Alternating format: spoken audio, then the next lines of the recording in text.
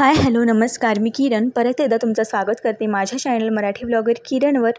आणि मी आहे माहेरी आणि हे माझं माहेरचं किचन आहे आणि काउंटर टॉप बघू शकता तुम्ही, खूप जास्त मेसी वाटतो आहे। सामान इकडे तिकडे झालं आहे आणि सुटसुटीत असं वाटत नाही आहे। सो मी ठरवले की आज हा थोडाफार रिअरेंज करायचा, जास्त काही बदल नाही करणार आहे, फक्त सामानांची जागा अदलाबदल करणार आहे। तर चला सुरुवात करूयात। तर सगळ्यात आधी हा जो कोपरा आहे इथे या 3 टाईल्स लावलेले आहेत डबे वगैरे ठेवण्यासाठी आणि मम्मीने तिथे छान असे एकाच कलरचे असे 3 सेट ठेवलेले होते, पण अतिरिक्त डबे हे भरपूर असे त्या जमा झाले होते काउंटर्सवर त्या।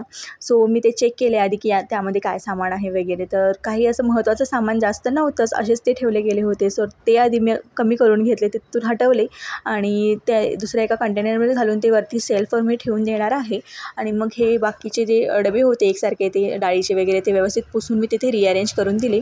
तर आता बघू शकता मस्त असा सुटसुटीत तो कोपरा वाटत आहे। त्याचबरोबर खाली तुम्ही बघू शकता एका कंटेनरमध्ये कप्स ठेवलेले आहेत, तर त्याची देखील जागा मी तिथून हटवणार आहे। आणि हा जो हंडा होता तांब्याचा तो या बाजूला मी त्या अरेंज करून दिलेला आहे। त्यानंतर हा जो कोपरा आहे इथे ही 2 टाईल्स लावलेल्या आहेत, तर इथे खाली मी लाल तिखट मिठाच्या वगैरे बरण्या असतात रोजच्या वापराच्या त्या ठेवून दिल्या आणि ह्या स्टीलच्या 2 बरण्या।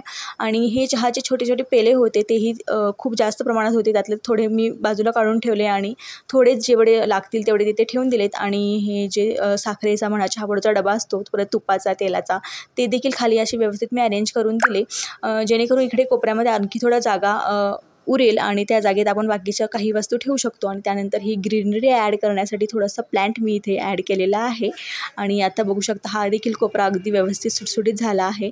त्याचबरोबर हे पितळेचे पेले होते ते देखील तांब्याचे पेले होते ते देखील मी इथेच ह्या तांब्याच्या माठाजवळ ठेवून देणार आहे, त्यामुळे ते छान वाटेल तांब्याच्या वस्तू एकाच ठिकाणी।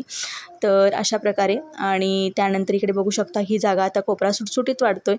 आणि इकडे या छोट्याशा बकेटमध्ये स्टीलच्या पळ्या वगैरे ठेवलेल्या आहेत आणि हे चमचा फोक वगैरे सगळं चाकू वगैरे। आणि इथे भरपूर अशी जागा स्पेस आता भेटला, जेणेकरून स्वयंपाकाची भांडे देखील आम्ही या बाजूला ठेवू शकतो। अशा प्रकारे हे थोडेफार मी बदल किचनमध्ये केलेले आहेत।